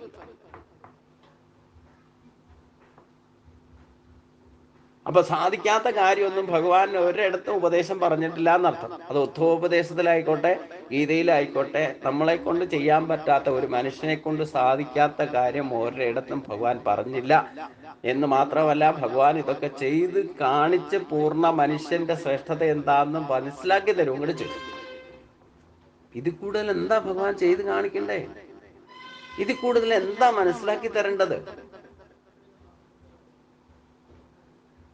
എന്നിട്ട് ജീവിതം അയ്യോ കഷ്ടം എന്ന ഭക്തതിരിപ്പാട് പറഞ്ഞതുപോലെ തന്നെ എനിക്കും പറയാനുള്ളൂ. ഇത്രയും ശ്രേഷ്ഠമായ ഒരു ജന്മം കിട്ടിയിട്ട് ഈ കണ്ടതിൻ്റെയും കേട്ടതിൻ്റെയും പിന്നാലെ പരക്കം പാഞ്ഞ് ചക്രശ്വാസം വലിച്ചുകൊണ്ട് എന്തിന് ജീവിതം വ്യർത്ഥമാക്കുന്നു? ഒരു മനുഷ്യ ജന്മത്തിന്റെ പ്രയോജനം മനസ്സിലാക്കാൻ മനുഷ്യനല്ല എന്ന് തന്നെ പറയേണ്ടി വരും. മൃഗമാണ്, മൃഗം. അപ്പൊ അതുകൊണ്ട് തമസ്സിനെ ഒരിക്കലും വർദ്ധിപ്പിക്കരുത്. വേണ്ടത് വേണ്ട സമയത്ത് ഉപയോഗിക്കാൻ പഠിക്കുക. അതനുസരിച്ചുകൊണ്ട് ജീവിതം നയിച്ചാൽ യാതൊരു സംശയവുമില്ല ശ്രേഷ്ഠമായ പദത്തിലേക്ക് ഉയരാൻ സാധിക്കും എന്ന് തന്നെയാണ് ഈ അധ്യായം പറയുന്നത്. അപ്പൊ അതുകൊണ്ട് ഊർധം ഗച്ഛന്തി സത്വസ്ഥ മധ്യേ തിഷ്ഠന്തി രജസ ജഗന്യ ഗുണവർത്തിത്വോ അധോ ഗച്ഛന്തി താമസ. ഈ ഉയർച്ച എന്ന് പറയുന്നത് സ്വർഗത്തിലേക്ക് പോകുന്നല്ല, നമ്മുടെ ജീവിതത്തിന് ഉയർച്ചയുണ്ടാകും സത്വഗുണം വർദ്ധിച്ചാൽ. രാവിലെ നേരത്തെ ഒന്ന് എഴുന്നേറ്റ് ശീലമായാൽ തന്നെ നിങ്ങൾക്ക് മനസ്സിലാകും, നേരത്തെ എഴുന്നേറ്റാൽ അന്നത്തെ കാര്യങ്ങളൊക്കെ വളരെ കൃത്യതയോടുകൂടി നമുക്ക് ചെയ്യാൻ സാധിക്കും. ആ എഴുന്നേറ്റാൽ തന്നെ മനസ്സിനൊരു ശാന്തിയും പിന്നെയുള്ള ദിവസം മുഴുവൻ ശാന്തിയും സമാധാനവും നിലനിൽക്കുന്നത് അനുഭവിച്ചറിയാൻ സാധിക്കും. താമസിച്ച് എഴുന്നേറ്റാൽ പിന്നെ ഒക്കെ താമസമായിട്ട് മാറും. ഒന്നും സമയത്ത് നടക്കാത്ത അവസ്ഥ വരും. എല്ലാ കാര്യത്തിനും ഒരു ഡള്ള് ഫീൽ ചെയ്യും, ഒരു വിഷമാവസ്ഥ, ഒരു മനസ്സിൽ പിടിക്കാത്ത, ഒരു പൂർണ്ണ കുശലതയോടുകൂടി ഒന്നും ചെയ്യാൻ പറ്റാത്തൊരവസ്ഥ. അതേസമയം നേരത്തെ എഴുന്നേറ്റ് ശീലമായാലോ എല്ലാ കാര്യത്തിനും പെർഫെക്ഷൻ നമുക്ക് കൊണ്ടുവരാൻ സാധിക്കും. ഇതൊക്കെ അനുഭവിച്ചറിഞ്ഞാലേ മനസ്സിലാവുള്ളൂ. അല്ലെ ഞാൻ പറയണ കേട്ടിട്ട് കാര്യമൊന്നുമില്ല. അത് കേട്ടാൽ 1-2 ദിവസം ചിലപ്പം ശക്തമായ ഭാഷയിലും ശക്തമായ ശബ്ദത്തിലും പറയുന്നത് കൊണ്ട് 1-2 ദിവസമൊക്കെ ചിലപ്പോൾ മനസ്സിൽ കിടന്ന് കളിക്കും. 1-2 ദിവസം നിങ്ങൾ അലാറം വെച്ചിട്ടൊക്കെ എഴുന്നേറ്റും കഴിഞ്ഞിരിക്കും. പിന്നെ അത് കഴിഞ്ഞാൽ സ്വയം തടസ്സം നിൽക്കും, കൂടെയുള്ളവർ തടസ്സം ഉണ്ടാക്കും, പിന്നെ സമൂഹം തടസ്സം ഉണ്ടാക്കും, സ്വയം പിന്നെ ശരീരം തടസ്സം ഉണ്ടാക്കും. ഈ ക്ലേശങ്ങളൊക്കെ കഴിച്ചിട്ട് ഇത് നിത്യമായിട്ട് ആര് തുടരുന്നോ സത്വഗുണം വർദ്ധിച്ചാൽ അവന്റെ ജീവിതം തന്നെ അത്യുന്നതിയിലേക്ക് ഉയരും. ശാന്തിയും സമാധാനവുമാണ്, സുഖവും സമാധാനവുമാണ് ഏറ്റവും സ്വർഗം എന്ന് പറയുന്നത്. അത് തന്നെയാണ് ജീവൻ മുക്തി എന്ന് പറയുന്നത്. അനായാസന ജീവിതം സാധിച്ചാൽ അത് തന്നെയാണ് ഊർധമൂലം, ഇല്ലെങ്കിൽ ഊർധം ഗച്ഛന്തി സത്വസ്ഥാനം പറഞ്ഞത്. അല്ലാതെ ഒരു പ്ലാറ്റ്ഫോമിൽ പോയിട്ട് സ്വർഗത്തിൽ പോയിരിക്കുന്ന സ്വർണ്ണ സിംഹാസനത്തിൽ പോയി ഇരിക്കലൊന്നുമല്ല. മധ്യേ തിഷ്ഠന്തി രജസ. ഇനി അറ്റ്ലീസ്റ്റ് മനുഷ്യജന്മം കിട്ടിയിട്ട് അതിനെ അധപ്പതിപ്പിക്കാതെ ഇരുന്നാൽ, ഉയർച്ചയിലേക്ക് കൊണ്ടുപോയില്ലെങ്കിലും ഈ മനുഷ്യജന്മത്തിന്റെ ശ്രേഷ്ഠത മനസ്സിലാക്കിക്കൊണ്ട് അത് വേണ്ട വിധത്തിൽ ഉപയോഗിച്ച് അനായാസേന ജീവിതം നയിച്ച് അനായാസേന മരണവും ഭരിക്കാൻ മനുഷ്യന് സാധിക്കും. വീണ്ടും മനുഷ്യജന്മത്തിൽ തന്നെ തിരിച്ചും ജനിക്കാൻ സാധിക്കും. അതിനെയാണ് മധ്യേ തിഷ്ഠന്തു രജസ എന്ന് പറഞ്ഞതിൻ്റെ കാര്യം. അപ്പൊ ഗീതാശാസ്ത്രത്തെ യഥാവിധി മനസ്സിലാക്കിയാൽ നമുക്ക് 3 ഓപ്ഷൻ ഉണ്ടെന്ന് ഞാൻ ഇടയ്ക്കിടയ്ക്ക് പറയുന്നതാണ്. അതിനെ ഉയർച്ചയിലേക്ക് എത്തിക്കാൻ സാധിക്കും, ദുഃഖങ്ങളില്ലാതെ നമുക്ക് ജീവിക്കാൻ സാധിക്കും. ഇനി കുറച്ചൊക്കെ ദുഃഖം അനുഭവിച്ചുകൊണ്ടായെങ്കിലും ആഗ്രഹങ്ങൾ സാധിച്ചുകൊണ്ട് മനുഷ്യ ജന്മത്തിൽ തന്നെ നിലനിർത്തി ഇനിയും ജനിക്കണം, എനിക്കിത് കൊണ്ട് വൃത്തിയായില്ല എന്ന് തോന്നിക്കഴിഞ്ഞാൽ അതനുസരിച്ചുള്ള ജന്മത്തിലേക്ക് പോകും. പക്ഷേ ഈ ഉയർച്ചയിലേക്ക് എത്തിച്ചില്ലെങ്കിൽ തന്നെ അതപ്പതിപ്പിക്കരുത്. അത് മാത്രമേ എനിക്കൊരു അപേക്ഷയുള്ളൂ. ഇത്രയും ശ്രേഷ്ഠമായ ഒരു ജന്മം തിന്ന് ഈ മൃഗങ്ങളെയൊക്കെ കൊന്നു തിന്ന് മൃഗതുല്യരായിട്ട് ജീവിച്ച് അധോ ജന്മത്തിലേക്ക് പോകരുത്. ഈവൻ വളർത്തു മൃഗങ്ങളെ പോലും വളർത്തുന്നത് സൂക്ഷിച്ചില്ലെങ്കിൽ, ലിമിറ്റിൽ കൂടുതൽ അറ്റാച്ച്മെന്റ് ഉണ്ടായാൽ നിങ്ങൾ അധോ ജന്മത്തിലേക്ക് പോകും. പട്ടികളെ വളർത്തുന്നതോ പൂച്ചയെ വളർത്തുന്നതോ ഒന്നും വളർത്തണ്ടെന്ന് ഞാൻ പറയില്ല. അതിൽ ലിമിറ്റ് കൂടുതൽ മമതയുണ്ടാക്കി വെച്ച് അറ്റാച്ച്മെന്റ് ഉണ്ടാക്കി, പിന്നെ മക്കളോടായിക്കോട്ടെ മനുഷ്യൻ കുടുംബ ബന്ധങ്ങളായിക്കോട്ടെ, ഇതിലൊക്കെ ലിമിറ്റ് കൂടുതൽ എന്തിനോട് അറ്റാച്ച്മെന്റ് കൂടുതൽ ഉണ്ടാക്കുന്നോ അതൊക്കെ വീണ്ടും ജന്മത്തിനും കാരണമാകും. പക്ഷി മൃഗാദികളോട് കൂടുതൽ അറ്റാച്ച്മെന്റോട് കൂടി അതേ സ്വഭാവത്തിന് ക്രിയേറ്റ് ചെയ്യുന്ന വിധത്തിൽ നമ്മൾ ജീവിതം നയിച്ചാൽ പക്ഷി മൃഗാദികളായിട്ട് ജനിക്കും. നമ്മൾ അതിൻ്റെയൊക്കെ എസൻസ് നമ്മുടെ ശരീരത്തുണ്ടെന്ന് മനസ്സിലാക്കണം. ഇനി അതിൽ തന്നെ മനുഷ്യജന്മത്തിൽ തന്നെ സ്ത്രീകളോട് ലിമിറ്റ് കൂടുതൽ മമതയുണ്ടാക്കി സ്ത്രീകളുടെ പിന്നാലെ നടന്ന് സ്ത്രീകളെ പീഡിപ്പിച്ച് ജീവിച്ചാൽ സ്ത്രീകളായിട്ട് ജനിക്കും. ഇതേ എന്തൊക്കെ നമ്മൾ ചെയ്തിട്ടുണ്ടോ അതൊക്കെ തിരിച്ചനുഭവിക്കേണ്ടി വരും. സ്ത്രീകളെ പോലും വേദനിപ്പിച്ചാൽ ആ വേദന എന്തെന്ന് സ്വയം അനുഭവിക്കേണ്ടി വരും. അപ്പം ഇതൊക്കെ ഭാഗവതം വ്യക്തമാണ്. പുരഞ്ജനോപാഖ്യാനൊക്കെ വായിച്ചു കഴിഞ്ഞാൽ പുരുഷൻ സ്ത്രീയായിട്ടും സ്ത്രീ പുരുഷനായിട്ടും ജനിക്കാൻ ഒരു വിഷമവുമില്ല. അതും അതപ്പതിപ്പിക്കല. പുരുഷൻ ജന്മം കിട്ടിയിട്ട് സ്ത്രീയായിട്ട് ജനിക്കുക എന്ന് പറഞ്ഞാൽ നമുക്ക് ശ്രേഷ്ഠമായ ഒരു ജന്മം കിട്ടിയിട്ട് അത് അറ്റാച്ച്മെന്റ് കൂടിയിട്ടാണ്. നമ്മുടെ ശരീരത്തിൽ തന്നെ അല്ലെങ്കിൽ ലക്ഷ്മിനാരായണന്മാരും ഉമാമഹേശ്വരന്മാരും ഒക്കെ തന്നെയാണ് നമ്മൾ. കാരണം ഈ പ്രകൃതിയെ സ്ത്രീയായിട്ടും പുരുഷൻ ജീവാത്മാവിനെയാണ് കാക്കുന്നത്. അപ്പൊ ഇല്ലെങ്കിൽ തന്നെ ശരീരം കിട്ടുമ്പോൾ തന്നെ നമ്മുടെ ശരീരത്തിൽ തന്നെ മദർ അല്ലെങ്കിൽ അമ്മ സ്ത്രീ ആയിരിക്കുന്നത് കൊണ്ടും ഇല്ലെങ്കിൽ പൂർവ്വജന്മാർജിതമായ ജന്മവാസനകളാലും 50% സ്ത്രീ ശരീരവും 50% പുരുഷ ശരീരവും അതിന്റെ സ്വഭാവമായിരിക്കും നമ്മളിലുള്ളത്. അപ്പൊ ഏത് പുരുഷനിലും സ്ത്രീയുടെ സ്വഭാവം 50% ഉണ്ടാകും. അതുകൊണ്ടാണല്ലോ അവരെ ആകർഷിക്കപ്പെടാനിട വരുന്നത്. ഏത് സ്ത്രീകളിലും ഉണ്ടാകും പുരുഷന്റെ സ്വഭാവം. ഈ സ്വഭാവം എന്ന് പറയുന്നത് കൾച്ചർ ഈ സത്വരജ തമോ ഗുണങ്ങളുടെ പ്രഭാവമാണ്. അപ്പൊ അതുകൊണ്ട് ഈ ശരീരം ശ്രേഷ്ഠമായ ശരീരം കിട്ടിയിട്ടും അതിനെ അധപ്പതിപ്പിക്കാനിട വരും. സ്ത്രീ പുരുഷനായിട്ട് ജനിക്കാം, പുരുഷൻ സ്ത്രീയായിട്ട് ജനിക്കാം. ഭാര്യ ഭർത്താവായിട്ട് മാറും, ഭർത്താവ് ഭാര്യയായിട്ട് മാറും, മകള് മകനായിട്ട് മാറും, മകള് മകനായിട്ട് മാറും, മകൻ മകളായിട്ട് മാറും. ഇങ്ങനെ എത്ര ചിന്തിച്ചാൽ മാറ്റങ്ങൾ എന്തൊക്കെ സംഭവിക്കും. അപ്പൊ അതുകൊണ്ട് ഈ ഗുണങ്ങളെയൊക്കെ ശരിക്ക് തിരിച്ചറിഞ്ഞുകൊണ്ട് ജീവിച്ചില്ലെങ്കിൽ നമ്മളിതൊന്നും അറിയാതിരിക്കുന്നവർക്ക്, അത് ഗീത അറിയാൻ ശ്രമിക്കുന്നവർക്ക് വേണ്ടിയിട്ട് ഞാൻ പറയണത്. അറിയാതെ തന്നെ എത്രയോ ആൾക്കാർ ഇങ്ങനെയൊക്കെ സംഭവിച്ച് ഇങ്ങനെയൊക്കെ തന്നെയാണ് നമ്മളൊക്കെ ജനിച്ചു വന്നിരിക്കുന്നത്. എത്രയെത്ര ജന്മങ്ങൾ പൊട്ടിയും പൂച്ചയായിട്ട് മറ്റ് ജീവജാലങ്ങളായിട്ട് തിരിച്ച് മനുഷ്യജന്മം കിട്ടി തന്നെ സ്ത്രീയും പുരുഷനുമായിട്ട് മാറി എത്രയെത്ര ജന്മങ്ങൾ കടന്നിട്ടാണ് നമുക്ക് വല്ല അവബോധമുണ്ടോ? അപ്പൊ അതുകൊണ്ട്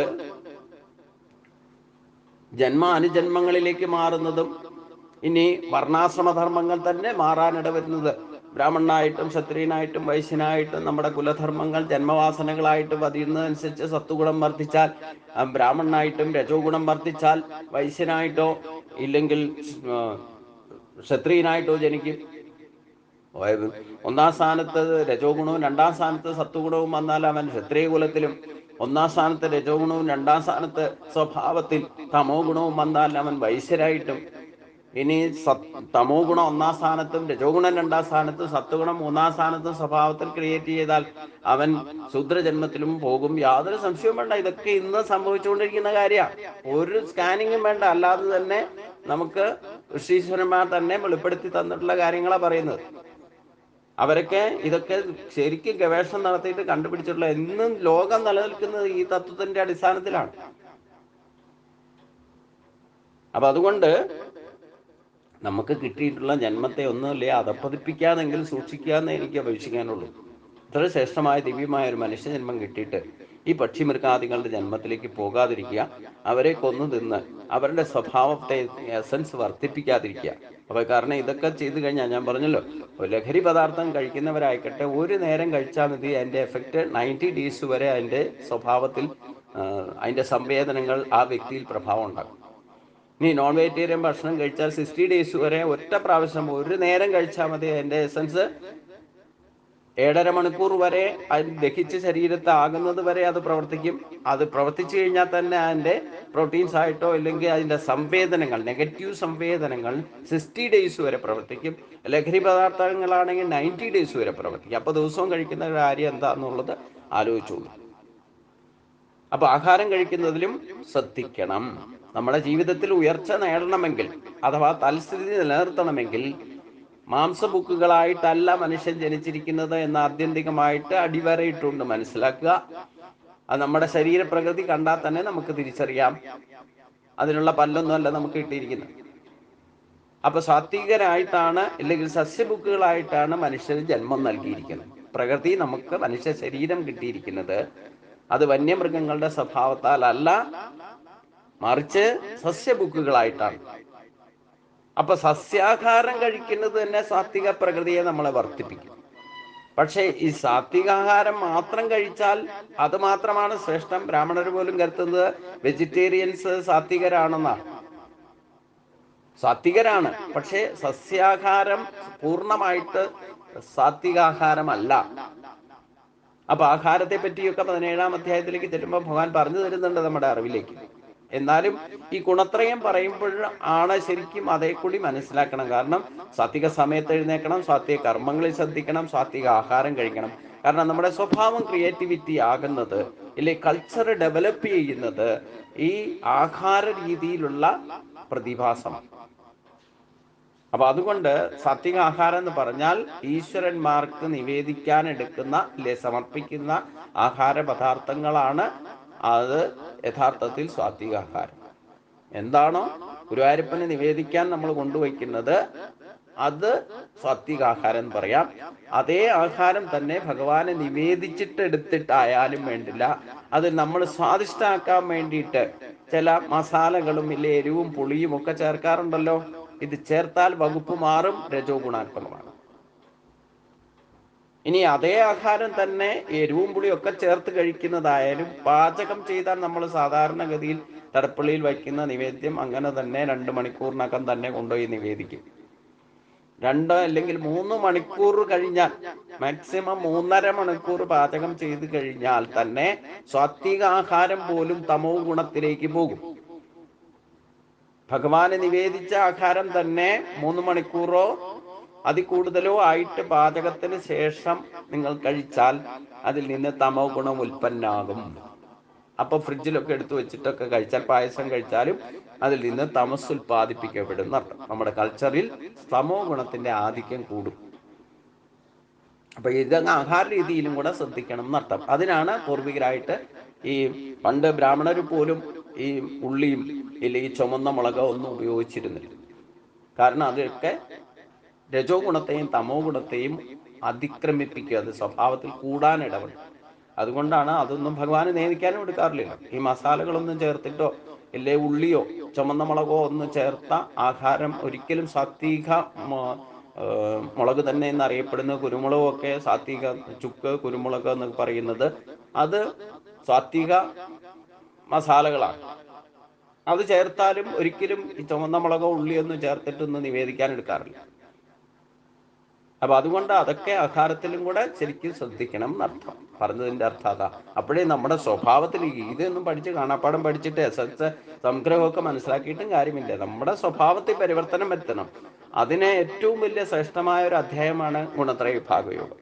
അപ്പൊ അതുകൊണ്ട് ആഹാരം കഴിക്കുന്നതിൽ ശ്രദ്ധിക്കണം എന്നർത്ഥം. തമസിനെ വർദ്ധിപ്പിക്കുന്ന ഒരു ആഹാരം, പഴകിയതും പുഴുത്തതും കഴിക്കാതിരിക്കുക. പിറ്റേ ദിവസത്തെ ആഹാരം കഴിക്കാതിരിക്കുക. പ്രീ കുക്കഡ് ആഹാരം കഴിക്കാതിരിക്കുക. അതായത് ബേക്കറി ഐറ്റംസ് എല്ലാം പ്രീ കുക്കഡാണ്. അത് എന്നോ പാചകം ചെയ്തതായിരിക്കും, നമുക്കറിയില്ല. അപ്പൊ അതുകൊണ്ട് ആഹാര രീതിയിൽ വളരെയധികം ശ്രദ്ധിക്കണം എന്നർത്ഥം. അതുകൊണ്ട് അതിൽ നിന്നേ നമുക്ക് സാത്വികതയിലേക്ക് വരണം. അപ്പൊ സാത്വിക ആഹാരം കഴിക്കണം. രജോ ഗുണം ഉള്ള കൂടുതൽ ആഹാരം കഴിച്ചാൽ രജോ ഗുണം ഡെവലപ്പ് ആകും. തമോ ഗുണം ആധിക്യം കൂടിയ ആഹാരങ്ങൾ കഴിച്ചാൽ തമോ ഗുണം ഡെവലപ്പ് ആകും. അപ്പൊ നമ്മുടെ സ്വഭാവത്തിൽ പരിവർത്തനം വരുത്തണം എന്ന് ആഗ്രഹിക്കുന്നവള് തമോ ഗുണത്തെ വളർത്തുന്നതായ ആഹാര രീതികൾ ഉപേക്ഷിക്കുക. രജോ ഗുണത്തെ ഉണ്ടാക്കുന്നതായ മസാലകളും ഇല്ലേ, എരിവും പുളിയും ഉപേക്ഷിക്കുക. പിന്നെ സാത്വിക ആഹാരം കഴിക്കുക. അതായത് നിവൃത്തിയുണ്ടെങ്കിൽ ഭഗവാന് നിവേദിക്കുന്ന തരത്തിലുള്ള സാത്വിക ആഹാരം ഉണ്ടാക്കി കഴിക്കുക. അതാണ് സ്വഭാവത്തിൽ പരിവർത്തനം. സ്വഭാവത്തിന്റെ ക്രിയേറ്റിവിറ്റിയിൽ മുഖ്യ പങ്ക് വഹിക്കുന്നതാണ് നമ്മൾ കഴിക്കുന്ന ആഹാരം, യാതൊരു സംശയവും വേണ്ട. അതുകൊണ്ട് ആഹാര വിഹാരീതികൾ ശ്രദ്ധിക്കണം. അതിനു വേണ്ടിയിട്ടാണ് പൂർവികരായിട്ട് ഈ വ്രതാനുഷ്ഠാനങ്ങളിലും ആഹാര നിയന്ത്രണം എന്ന് പറയുന്ന സംഗതി, പലതരത്തിലുള്ള വ്രതങ്ങൾ ആചരിച്ചുകൊണ്ട് ആഹാരത്തിൽ നിയന്ത്രണം കൊണ്ടുവരണം എന്ന് പറഞ്ഞത്. ഒരു നേരത്തെ ആഹാരം കഴിച്ചാൽ അവൻ യോഗിയാകും, 2 നേരം കഴിച്ചാൽ അവൻ ഭോഗിയായി മാറും, 3 നേരം കഴിച്ചാൽ അവൻ രോഗിയായി മാറും, 4 നേരം കഴിച്ചാൽ അവൻ ദ്രോഹിയായി മാറും, 5 നേരം ഭക്ഷണം കഴിച്ചാൽ അവൻ മഹാദ്രോഹിയായി അവനവനും മറ്റുള്ളവർക്കും ദ്രോഹം ചെയ്യുന്നവനായിട്ട് മാറും എന്നതിൽ യാതൊരു സംശയവുമില്ല.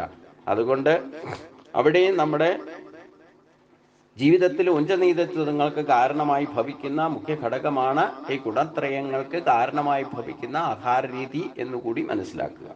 അതുകൊണ്ട് ഗുണങ്ങളെ വളരെയധികം, സത്വഗുണം വർദ്ധിപ്പിച്ചാൽ യഥാർത്ഥ ജ്ഞാനം ലഭിക്കും. രജോ ഗുണം വർദ്ധിച്ചാൽ ആഗ്രഹങ്ങളും തീരാത്ത ആഗ്രഹങ്ങളും ശരീരത്തിനെ കൊണ്ട് പ്രവർത്തിക്കുന്ന ശരീരം പോലും മറന്ന് പ്രവർത്തിക്കാനുള്ള ക്ഷമതയൊക്കെ ഉണ്ടാകും. പക്ഷെ അതിൻ്റെയൊക്കെ അന്തിമമായിട്ട് ദുഃഖഹേതുക്കളായിട്ട് മാറും. പിന്നെ നാശമാണ് തമോ ഗുണത്തെ വർദ്ധിപ്പിച്ചാൽ. അജ്ഞതയും അലസതയും ഉണ്ടാകും, അതിൽ നിന്ന് നമുക്ക് നാശമുണ്ടാകും. ഇനി 3 ഗുണങ്ങളെ പറ്റി തിരിച്ചറിഞ്ഞുകൊണ്ട് അതിനെ ജയിക്കണം. അതാണ് യഥാർത്ഥ ബ്രഹ്മഭാവം. അതായത് സത്വഗുണത്തെ കൂടെ ജയിക്കുമ്പോഴാണ് ആത്മജ്ഞാനം അഥവാ ബ്രഹ്മജ്ഞാനം ലഭിക്കുകയുള്ളൂ.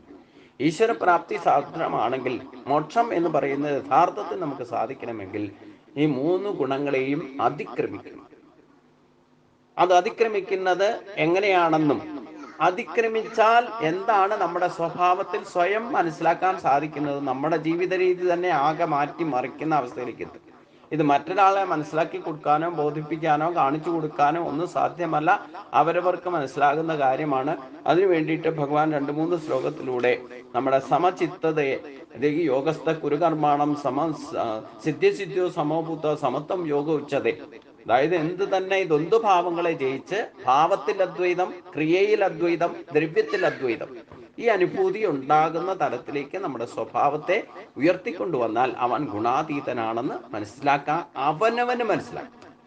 ഞാൻ ഗുണാതീതനാണോ ഇല്ലയോ എന്ന് എനിക്ക് മാത്രമേ മനസ്സിലാകൂ, മറ്റൊരാൾക്ക് മനസ്സിലാക്കി കൊടുക്കാൻ സാധ്യമല്ല. അതുകൊണ്ടാണ് നമ്മൾ എത്രയൊക്കെ പറഞ്ഞാലും ഭഗവാൻ ശ്രീകൃഷ്ണൻ തന്നെ എന്തൊക്കെ ഗുണാതീത ഭാവത്തിൽ പ്രവർത്തിച്ചാലും മക്കൾക്ക് പോലും മനസ്സിലാക്കാൻ സാധിക്കും. അപ്പൊ ആർക്കും നമ്മൾ തന്നെ ചിലപ്പോൾ പരാതിയായിട്ട് പറയുമല്ലോ, എന്നെ ആരും മനസ്സിലാക്കുന്നില്ല, എന്നെ ആരും മനസ്സിലാക്കുന്നത്. മനസ്സിലാക്കണം എന്നുണ്ടെങ്കിൽ നമ്മളെ മനസ്സിലാക്കാൻ ശ്രമിക്കുന്നവരും നമ്മുടെ ലെവലിലേക്ക് എത്തണം, അല്ലാതെ ആർക്കും മനസ്സിലാകുന്ന പ്രശ്നമില്ല. ഒരു ഭക്തൻ മനസ്സിലാക്കാൻ സാധിക്കും. ഒരു ഭക്തനെ യഥാർത്ഥത്തിൽ മനസ്സിലാക്കുന്നത് ഭഗവാൻ മാത്രമേ ഉള്ളൂ. കറകളഞ്ഞ ഭക്തനെ മനസ്സിലാക്കുന്നത് ഭഗവാൻ മാത്രമേ ഉള്ളൂ. ഭഗവാന് ഭക്തനെയും ഭക്തനും ഭഗവാനും ഒന്നാകുന്ന, അതാണ് അദ്വൈത അനുഭൂതി. അപ്പോൾ യഥാർത്ഥത്തിൽ ഗുണാതീത അവസ്ഥയിലാണ് നമുക്ക് ഭാവങ്ങളിൽ, അതായത് നമ്മുടെ സ്വഭാവത്തിൽ തന്നെ അദ്വൈത അനുഭൂതി നമുക്കുണ്ടാകും. നമ്മൾ ചെയ്യുന്ന കർമ്മങ്ങളിൽ നമുക്ക് അദ്വൈത അനുഭൂതിയോടുകൂടി കർമ്മങ്ങൾ ചെയ്യാൻ സാധിക്കും. നമുക്ക് ദ്രവ്യങ്ങളിൽ, അതായത് എല്ലാത്തിലും ഈശ്വരഭാവത്തെ കാണുന്നതാണ്. ഒരേ ശക്തി തന്നെയാണ്. തൂണിലും തുരുമ്പിലും ഇരിക്കുന്ന ഭാവമാണ് ദ്രവ്യാദ്വൈതം എന്ന് പറയുന്നത്. ഈ ഭാവത്തിലേക്ക് ഉയരുന്ന ഒരു സ്വഭാവം നമ്മളിൽ പ്രകടമാകുന്നു. നമ്മൾ ആ അനുഭൂതി അനുഭവിച്ചറിയുന്നുണ്ടെങ്കിൽ നമ്മൾ ഗുണാതീതൻ എന്ന് പറയും. അവിടെ സുഖമുണ്ടായാലും ദുഃഖമുണ്ടായാലും ലാഭമുണ്ടായാലും നഷ്ടമുണ്ടായാലും ജനനമുണ്ടായാലും മരണമുണ്ടായാലും ഈ ദ്വന്ദ്വാവസ്ഥ പൂർണ്ണമായിട്ട് ഇല്ലാതെയായി ആനന്ദ ഭാവത്തെ നമുക്ക് അനുഭവിക്കാൻ സാധിക്കും. അത് ഭാവത്തിലും നമ്മുടെ ക്രിയകളിലും നമ്മുടെ ദ്രവ്യങ്ങളിലും നാം ഉപയോഗിക്കുന്ന പ്രകൃതി വസ്തുക്കളിലും സകല ജീവജാലങ്ങളിലും ആ സ്ഥാവരം ജംഗമങ്ങളായിട്ടിരിക്കുന്ന സകല ശരീരങ്ങളിലും നമുക്ക് ഈ ഒരു അനുഭൂതിയെ കാണാനും അത് അനുഭവിക്കാനും നമുക്ക് അതിൽ ശാന്തി അടയാനും സാധിക്കും.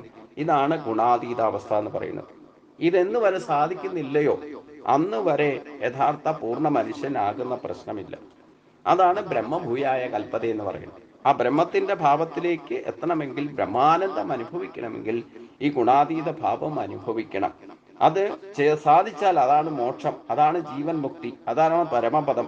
എന്തുകൊണ്ടെന്നാൽ ഞാൻ ബ്രഹ്മത്തിന്റെയും നാശമില്ലാത്ത അമൃതത്വത്തിന്റെയും സനാതനമായ ധർമ്മത്തിന്റെയും പരമാനന്ദത്തിന്റെയും ഇരിപ്പിടമാകുന്നു ഈ ബ്രഹ്മം എന്ന് പറയുന്നത്. ഇത് നമ്മുടെ ഉള്ളിലുണ്ട്. ഞാൻ എന്ന ബോധത്തെ ഉണ്ടാക്കി തരുന്ന ആ ബോധം തന്നെയാണ് ബ്രഹ്മം. ആ ബോധത്തെ അറിഞ്ഞുകൊണ്ട് സ്വബോധത്തോടുകൂടി ഇതിനെ അനുഭവിച്ചറിയാൻ സാധിക്കുന്ന അവസ്ഥയാണ് ബ്രഹ്മാവസ്ഥ, അഥവാ ഈശ്വര സാക്ഷാത്കാരം, ആത്മസാക്ഷാത്കാരം, പരമാത്മാ ആനന്ദം എന്നൊക്കെ പറയുന്നത് ഈ ഒരു അവസ്ഥയാണ്. ഇത് ഈ ഗുണത്രയത്തെ അത് വേണ്ട വിധത്തിൽ അതിനെ മായയെ ജയിക്കാതെ അതിക്രമിക്കാതെ നമുക്ക് അനുഭവിക്കാൻ സാധ്യതയില്ല. ഇതാണ് ബ്രഹ്മജ്ഞാനം എന്ന് പറയുന്നത്. ഈ ഒരു അവസ്ഥയിൽ നമ്മൾ ശരീരം ത്യജിച്ചാൽ ബ്രഹ്മത്തെ സദാസമയം സ്മരണ ചെയ്തിരിക്കുന്ന ആൾക്ക് ചിന്തയിലും വാക്കിലും പ്രവൃത്തിയിലും ഈ ഭാവാദ്വൈതം 3 തരത്തിലാണ്. ക്രിയാദ്വൈതം, ദ്രവ്യാദ്വൈതം. ഈ ഒരു ഭാവത്തെ അനുഭവിച്ച് അത് നിലനിർത്തിക്കൊണ്ട് ശരീരം ത്യജിച്ചാൽ ബ്രഹ്മഭൂയായ കൽപ്പതേ, അവൻ ബ്രഹ്മമായി ഭവിക്കും. അവിടെയാണ് ബ്രഹ്മസാക്ഷാത്കാരം, ജീവാത്മാ പരമാത്മാ ഐക്യം സംഭവിക്കൂ. അത് ഗുണത്രയത്തിലൂടെ മാത്രമേ നമുക്ക് സാധിക്കൂ. അത് നമുക്ക് എല്ലാവർക്കും ഗുരുവായൂരപ്പന്റെ അനുഗ്രഹം കൊണ്ട് സാധിക്കട്ടെ എന്ന് പ്രാർത്ഥിച്ചുകൊണ്ട് ഈ അധ്യായം ഭഗവാന്റെ തൃപാദങ്ങളിൽ സംഗ്രഹരൂപേണ സമർപ്പിക്കാം. ഇത് സർവത്ര ഗോവിന്ദ നാമ സങ്കീർത്തനം. ഗോവിന്ദ ഹരി ഗോവിന്ദ. ഇനി ക്ഷേത്ര ദർശനങ്ങളോ ഭക്തിഭാവത്തിലോ പോകുമ്പോൾ, ഇല്ലേ ക്ഷേത്ര ദർശനത്തിന് പോകുമ്പോഴും ഞാൻ പറഞ്ഞിട്ടുണ്ട്, അവിടെയും ഗുണത്രയ ഭാവത്തിലാണ് ഒരു ക്ഷേത്ര സങ്കല്പം തന്നെ നിലനിൽക്കുന്നത്. ഗുരുവായൂരിൽ തന്നെ സങ്കല്പം എടുത്താൽ പുറത്തെ മതിൽ തമോ ഗുണത്തെ കെട്ടിയിരിക്കുന്ന, അല്ലെ തമോ ഗുണത്തെ ജയിക്കുന്ന ഭാവത്തിലാണ് നിങ്ങൾ ഗോപുരം കടന്നകത്തേക്ക് കടന്നാൽ. പുറമേ മതില് തമോ ഗുണത്തിന്റെ മതിലാണ്. 4 അമ്പലം രജോ ഗുണ ഭാവത്തിലാണ് സങ്കല്പം. ശ്രീകോവില് സത്വഗുണാത്മകമാണ്. അകത്തിരിക്കുന്ന ഗുരുവായൂരപ്പൻ ഗുണാതീതനാണ്. അപ്പോൾ ക്ഷേത്രത്തിൽ പ്രവേശിച്ചാൽ തന്നെ ഗോപുരം പടി അകത്ത് കടന്നാൽ ആദ്യം തന്നെ പ്രദക്ഷിണം വെച്ച്, ഗുരുവായൂരൊന്നും നടക്കില്ല, സാധാരണ നിങ്ങൾ അടുത്തുള്ള ക്ഷേത്രത്തിലൊക്കെ സാധിക്കും. മതിൽ കടന്ന് അകത്ത് ചെന്ന് 4 അമ്പലത്തിന് പ്രദക്ഷിണം വെച്ചാൽ രജോ ഗുണത്തെ ജയിക്കുന്നതിനും ആദ്യം പ്രദക്ഷിണം വച്ചിട്ട് വേണം അകത്ത് കയറി ശ്രീകോവിലിനൊരു പ്രദക്ഷിണം വെച്ച് 2 പ്രദക്ഷിണം പുറമേയും 1 പ്രദക്ഷിണം ശ്രീകോവിലിന് ചുറ്റും, അങ്ങനെ ശ്രീകോവിലിന്റെ മുമ്പിൽ നിന്നുകൊണ്ട് വിഗ്രഹം കണ്ടു തൊഴുന്നത് വ്യക്തോപാസന, വിഗ്രഹ സമ്പത്തി വർദ്ധിക്കുന്നത് ഗുണാതീത ഭാവത്തിലിരിക്കുന്ന ദേവസങ്കല്പമാണ്. അപ്പോൾ ഒരു ക്ഷേത്ര ദർശനത്തിൽ തന്നെ ഉദ്ദേശിക്കുന്നത് തമോ ഗുണത്തെയും രജോ ഗുണത്തെയും ജയിച്ച് സത്വഗുണത്തിൽ നിലനിൽക്കുന്ന ഈശ്വരനെ ഗുണാതീത ഭാവത്തിലേക്ക് എന്ന് നമുക്ക് കാണാൻ സാധിക്കുന്നോ, അവൻ ഗുണാതീത ഭാവത്തിൽ ബ്രഹ്മമായിട്ട് ഈശ്വരനെ ഭജിക്കുന്നവർക്ക് ഈശ്വരനായി മാറാൻ സാധിക്കുന്നത് ഈ ഒരു മായയെ ജയിക്കൽ കൊണ്ടാണ്. അതിനെ മറികടക്കുക തന്നെ വേണം. അപ്പൊ അതിന് തമോ ഗുണമാകുന്ന മതിലിനെ ഭേദിച്ച് അകത്തു പോകണം. രജോ ഗുണത്തെ ജയിക്കണം. സത്വഗുണാത്മകമായ തത്വത്തെ മനസ്സിലാക്കണം. അത് മനസ്സിലാക്കിക്കൊണ്ട് ഗുണാതീത ഭാവത്തിലേക്ക് ഉയരണം. അത് ഗുരുവായൂരപ്പന്റെ അനുഗ്രഹം കൊണ്ട് നമുക്ക് എല്ലാവർക്കും സാധിക്കട്ടെ എന്ന് പ്രാർത്ഥിച്ചുകൊണ്ട് നമുക്ക് ഈ അധ്യായത്തെ സമർപ്പിക്കാം. ഇത് ശ്രീമദ് ഭഗവത്ഗീതാസുപനിഷത്സു ബ്രഹ്മവിദ്യായ യോഗശാസ്ത്രേ ശ്രീകൃഷ്ണാർജുന സംവാദേ ഗുണത്രയേ ഭാഗയോഗോ നാമ ചതുർദശോധ്യായ. സർവത്ര ഗോവിന്ദ നാമ സങ്കീർത്തനം. ഗോവിന്ദ ഹരി ഗോവിന്ദ. ഓം സ്വസ്തി പ്രജാഭ്യാം പരിപാലയന്താം ന്യായേന മാർഗേണ മഹിം മഹീശാ ഗോബ്രാഹ്മണേഭ്യഃ ശുഭമസ്തു നിത്യം. ലോകാഃ സമസ്താഃ സുഖിനോ ഭവന്തു. ലോകാഃ സമസ്താഃ സുഖിനോ ഭവന്തു. ഓം ശാന്തി ശാന്തി ശാന്തി.